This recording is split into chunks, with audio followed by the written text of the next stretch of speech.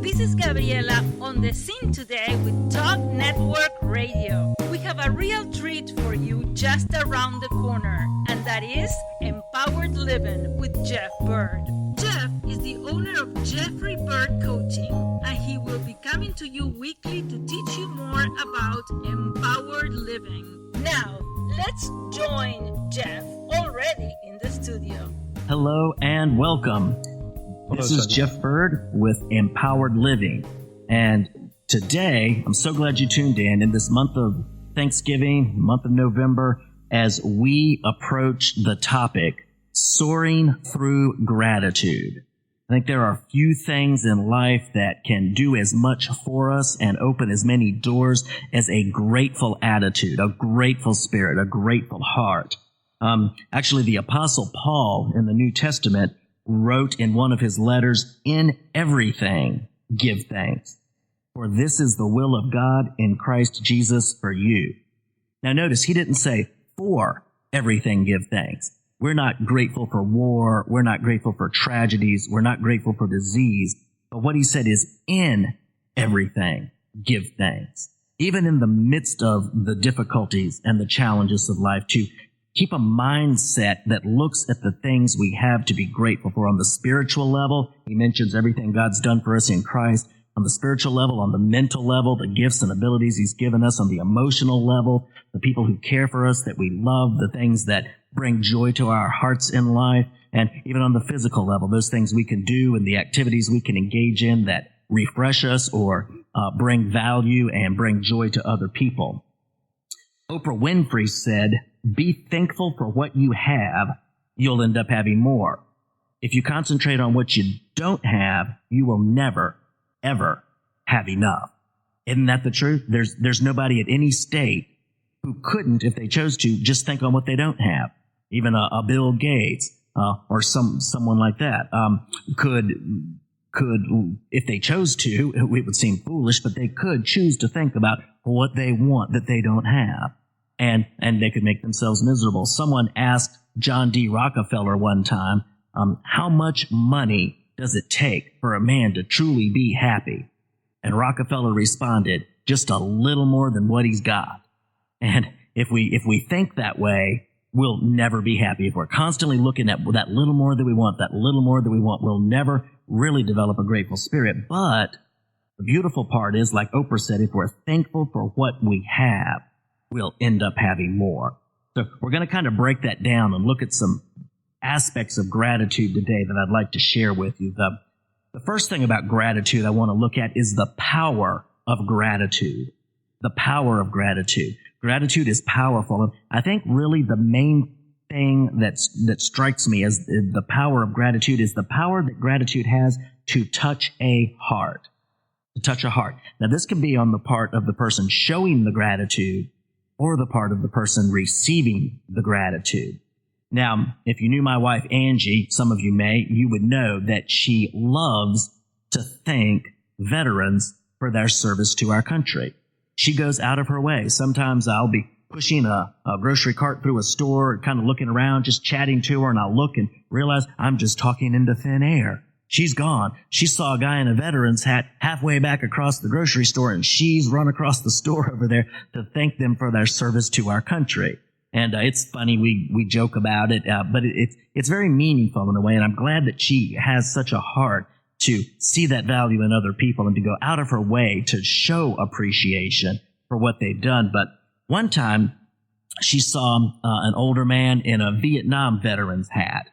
And with him was a little 5 or 6 year old grandchild. And she went up to them and she leaned over to the grandchild and she said, "Did you know that your granddaddy is a hero?" And he looked up at his grandpa and he said, "Really, Grandpa? You're a hero?" And when she looked up at the veteran, he had tears running down his face. And he said, "No one's ever said that to me before. No one's ever thanked me for what I did over there." And that just shows, after all those years, this was 40-some years since Vietnam, but yet, and he had never been thanked for what he did, for what he sacrificed, or what he was willing to sacrifice for the country. And just one random stranger coming up and thanking him was able to touch his heart in that way. Now, don't you think the rest of his day was a much better day? And don't you think also that my wife's day was a much better day? She told me that story, and I share that story often when I'm speaking to groups and engagements to show the power of appreciation and the power of gratitude. It touches both hearts, and it elevates both people. It brings a new sense of value. One of the main things it does is it brings a new sense of value. Don't you know that that veteran felt more valuable, more appreciated when he left the store that day after having heard that from my wife? That somebody just appreciated their efforts. And his sense of self, it brings a new sense of self-worth. I'm sure that his sense of self-worth and value was enhanced, as was Angie's. When she went out of there, she's like, wow, I did a little something today that really impacted somebody else's life for the good and made them feel special. And that makes me feel special. Solomon wrote many, many years ago that he who refreshes another will himself be refreshed. And that's just so the truth. We cannot build up somebody else and refresh them without being refreshed ourselves. Number two, under the power of gratitude, is that gratitude has the power to create new connections.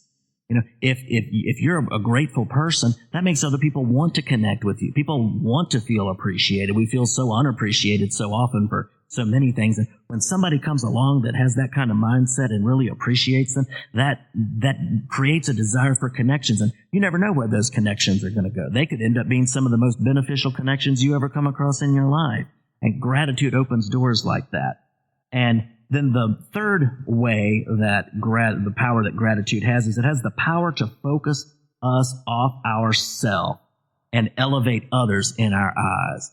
When we take time to stop and to look around at what other people are doing, when we see what they're really doing, what they're really giving on a daily basis at their job, to their family, to their neighbors, to the world around them, and we stop and we think about that, it takes us out of an egocentric world for a minute and goes, oh my gosh, look at that person. Look at what they're doing. That's so cool.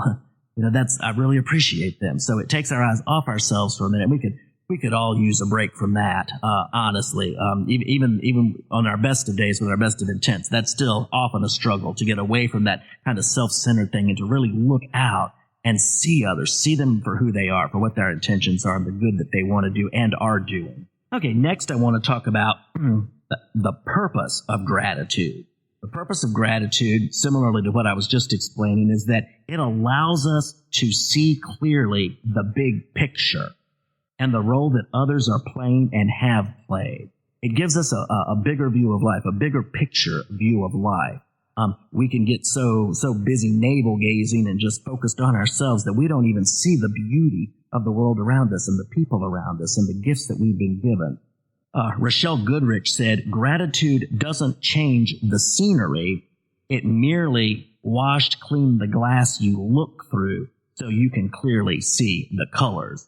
Now, isn't that the truth? If we were looking through a dirty window out at a beautiful day, the scenery would be the same as if it was a clean glass, but we would get a very different impression of it, right? So gratitude cleans that glass so that we can look and clearly see the beauty of what's going on around us and the people around us.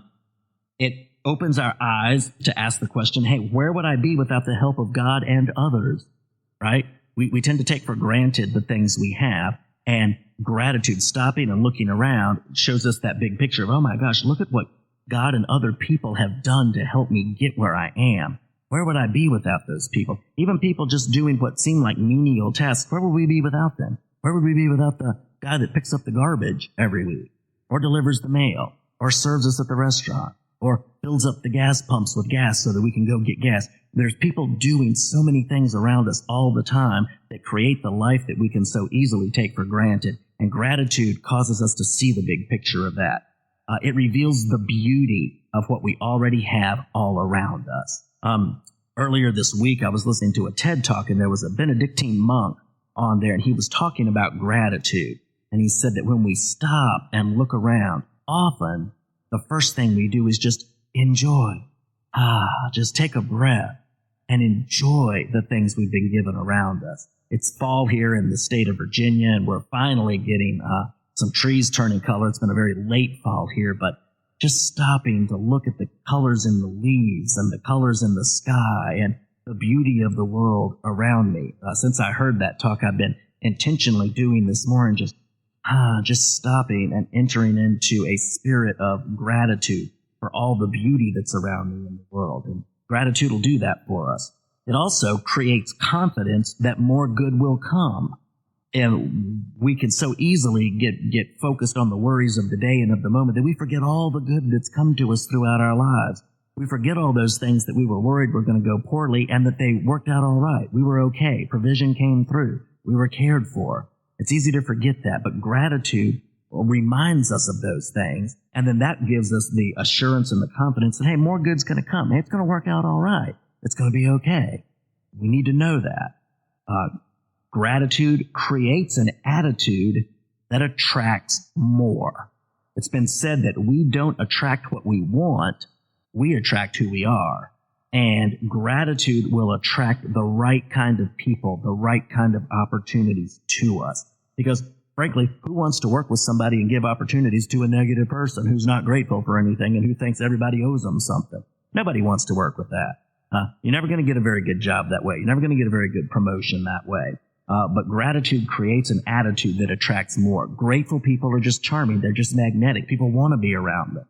And lastly, under the purpose of gratitude, number 5, gratitude creates appreciation of each moment that is given, which provide infinite opportunities. When it comes down to it, what are we really grateful for? The things that we're most grateful for that we all want are, after all, the moments of life that we're given. The moment that is given. Now, I used to work in hospice, and for a lot of the people who are near the end of life, what they very much want is another moment, another moment. When we're young and when we're healthy, we take those for granted. Oh, we got plenty of moments to come. Don't have to worry about that now. But each moment is a huge gift, a huge gift. We could never create this life that we have. We couldn't create our bodies to sustain it. We couldn't create our spirits. Each moment is a gift, but the real gift isn't the moment. The real gift is the opportunity that the moment contains. We can squander that moment. We can not appreciate it. We can go, wow, I have this moment to make a good decision, to do something that increases my own value or that builds up somebody else's value. I have this moment that I can do something good in, that I can change the course of somebody else's day, life, or even the future of the world. When one life is changed, the world is changed. Want to make a difference in the world? Do something that benefits one other person in a day. Okay, number 3. So we looked at the power of gratitude and the purpose of gratitude. Now I want to look at the process of gratitude. The process of gratitude. Now the first thing in order to become grateful people, I've mentioned it a couple of times already, is we have to stop. We have to take a minute or a few minutes, preferably, out of the constant churn of what do I have to do next? What do I need to do next? What do I need to be doing? What's on the agenda? We have to take a moment and stop and open our eyes and our hearts to look around us, at the beauty that's around us, at the people that are around us, at those who have built and lived value into our lives. We have to stop to look outside of ourselves and our schedule and what we have to do next. If all we do is live every moment looking at what do I have to do in the next moment, we will never fully appreciate those moments that we've been given. Next thing that'll help us enormously is to keep a list. Make a list of all that's been given to us by God and others. The longer that list, the deeper our appreciation is going to be. The shallower that list, the shallower our appreciation. If you can only think of a couple of things, you're not going to have a lot of gratitude, a lot of appreciation. When you really start thinking into that and start populating that list, your sense of gratitude is going to skyrocket. And with that, all the good that comes from gratitude. Next, we need to, while we're stopped, is to appreciate where we are as a result and where we